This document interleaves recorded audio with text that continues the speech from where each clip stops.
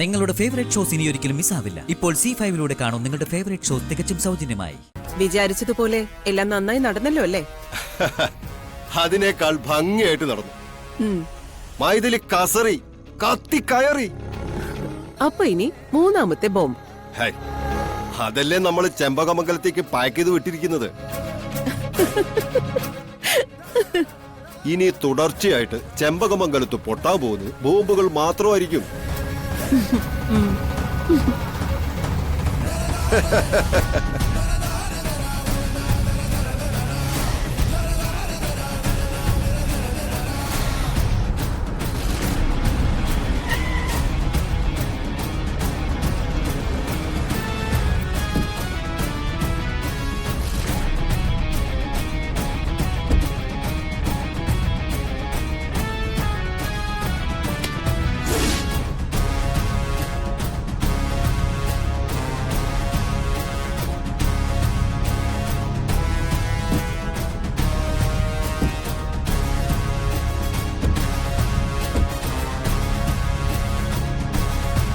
ഇനി ഇതിനകത്ത് ജീവിക്കുന്നതിനേക്കാൾ ഭേദം വല്ല കാടും കയറുന്നതാ. കിടന്നുറങ്ങാൻ കടത്തണേ നല്ലത്. ഏതോ മുജ്ജന്മ ശാപ. വെള്ളം കിട്ടാതെ ചത്ത ഏതെങ്കിലും കാരണവന്മാരുടെ ആത്മാവുകൾ ശപിച്ചതായിരിക്കും ഈ ചെമ്പകമംഗലത്തെ. അല്ലെങ്കിൽ ഇതുപോലൊരു വൃത്തികെട്ട മാരണത്തെ ചുമക്കേണ്ട ഗതികേട് വരുമോ നമുക്ക്? എന്ത് ചെയ്യാനാ സാവിത്രി? നമ്മുടെ കുഞ്ഞല്ലേ നമുക്ക് വലുത്. സഹിച്ചല്ലേ പറ്റൂ.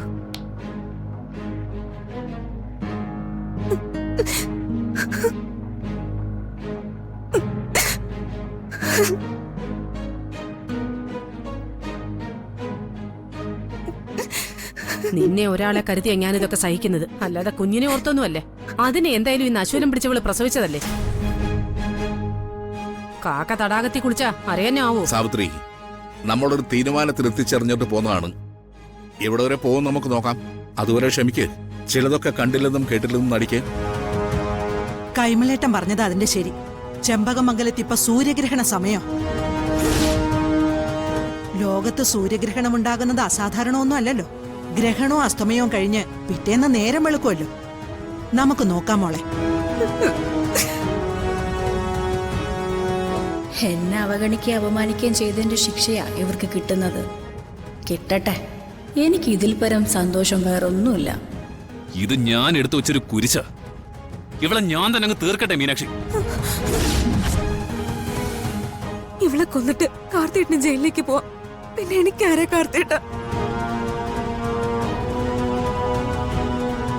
നീ ചിരിക്കൊന്നും വേണ്ട. പരാജയപ്പെട്ടവന്റെ ഒരു ചിരി മതി ജയിച്ചു എന്ന് കരുതുന്ന നിന്റെ ആത്മവിശ്വാസം ഇല്ലാതാക്കാൻ. കുഞ്ഞിനെ വെച്ച് നീ കളിക്കുന്ന ഈ കളിയുണ്ടല്ലോ, അത് നിന്റെ നാശത്തിന്റെ തുടക്കം. ഒട്ടും സംശയം വേണ്ട.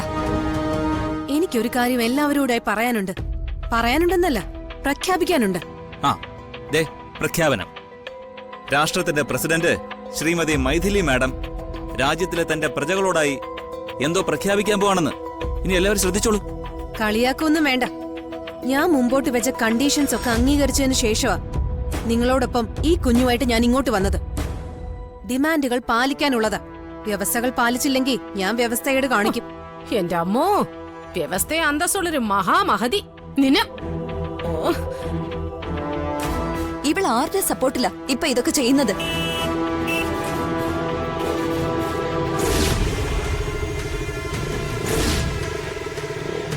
ഡൗൺലോഡ് ചെയ്യൂ C5 ആപ്പ്. കാണൂ എല്ലാ എപ്പിസോഡുകളും സൗജന്യമായി.